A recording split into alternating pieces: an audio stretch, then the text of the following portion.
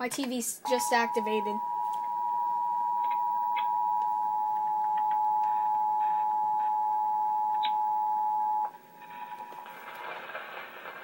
We interrupt our regular programming to activate the North Central Texas Emergency Alert System at the request of the National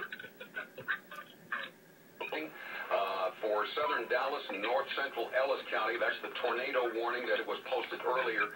The computers are very busy, as you can imagine, trying to pull up the information just coming in. Severe thunderstorm warning, go ahead please, for Parker and Tarrant counties until 1:45 p.m. What are they talking about? Storms tracking southwest to northeast at about 30 miles an hour.